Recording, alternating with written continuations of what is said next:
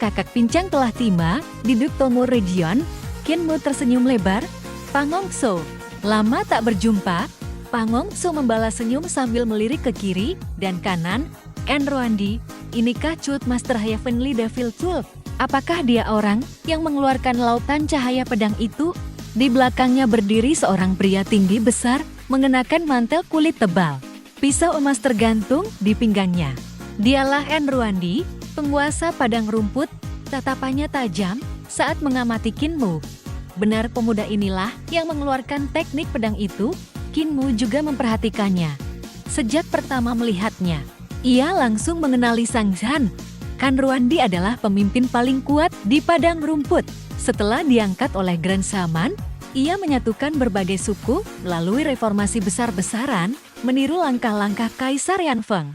Ia membubarkan sekti-sekti dukun yang menentangnya dan mengumpulkan seluruh ahli ke dalam pasukannya.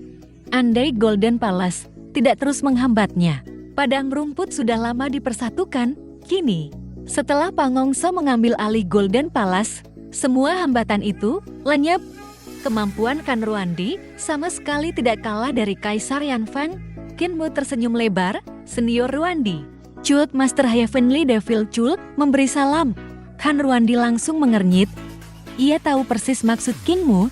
Jika ia membalas salam itu, berarti Pangongso harus mengakui Kinmu sebagai seniornya. Namun jika tidak membalas, ia justru terlihat tidak sopan. Pangongso tertawa. Jangan dipedulikan. Bocah ini memang hanya pandai memanfaatkan mulutnya. Lalu Enruandi bertanya pelan, kalau begitu, apakah lelaki tua di belakangnya yang mengeluarkan lautan pedang tadi? Pangongso melirik kakak pincang, lalu menggeleng. Bukan orang tua itu, tidak akan sembarangan turun tangan. Lagi pula, beberapa hari lagi, akan ada orang dari High Heavens yang datang membunuhnya. Ia tersenyum penuh keyakinan. Begitu dia mati, batas kekaisaran akan menjadi milik kita. Dan seluruh Middle Earth akan berada di bawah kakimu. Enruandi mengangguk. Saat itu Golden Palace akan menjadi satu-satunya tanah suci di dunia. Pangongso hanya tertawa. Itu bukan tujuanku. Tangannya tanpa sadar menggenggam erat buku emas yang ia sembunyikan di balik pakaian. Sementara itu, Kinmu kembali berseru. Enruandi, aku sudah menyapamu, tetapi kau bahkan tidak membalas. Tidak heran Pangongso tumbuh menjadi anak yang tidak tahu sopan santun. Wajah Pangongso langsung menggelap. Sebelum ia sempat membalas, Kinmu tiba-tiba melesat maju. Pangongso, cepat panggil aku paman. Aku akan membunuhmu. Keduanya langsung bertabrakan. Ledakan ki vital mengguncang udara. Pangongso langsung terkejut. Walaupun kultivasinya telah mencapai puncak Six Direction Srilong, kekuatan Kinmu ternyata sama sekali tidak kalah. Kinmu segera membuka karung tauti di punggungnya. Ribuan pedang terbang melesat keluar.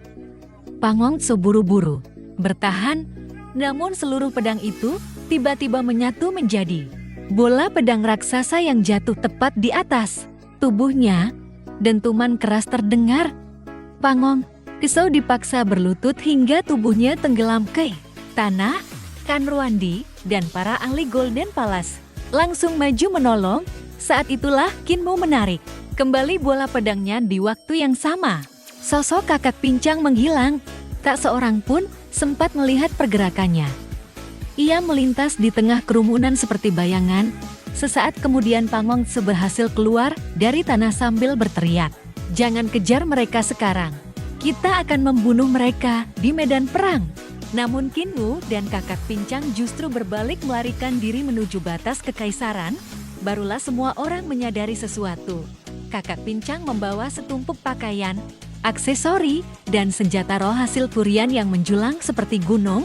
Seluruh tubuh Enruandi beserta para ahli Golden Palace telah dijarah habis dalam sekejap, hingga mereka berdiri nyaris tanpa apapun. Di tangan Kinmu terdapat sebuah buku emas, di bawahnya bahkan masih terselip pakaian dalam milik Pangongso. Pangongso membeku. Ia buru-buru meraba dadanya. Wajahnya langsung berubah pucat. Buku emas yang disembunyikannya lenyap. Bahkan pakaian dalamnya ikut hilang. Arka! Teriakannya mengguncang seluruh medan perang. kejar mereka. Namun tepat saat itu, gerbang batas kekaisaran terbuka lebar, puluhan ribu prajurit menyerbu keluar, 245 kapal terbang, terangkat ke langit, mengarah lurus ke Helan Pass. Para raksasa di atas kapal mulai menabuh genderang perang. Suaranya menggelegar bagaikan petir. Di tengah dentuman itu, terdengar suara guru negara menggema ke seluruh medan perang, seluruh pasukan. Hancurkan Helan Pass sampai rata dengan tanah.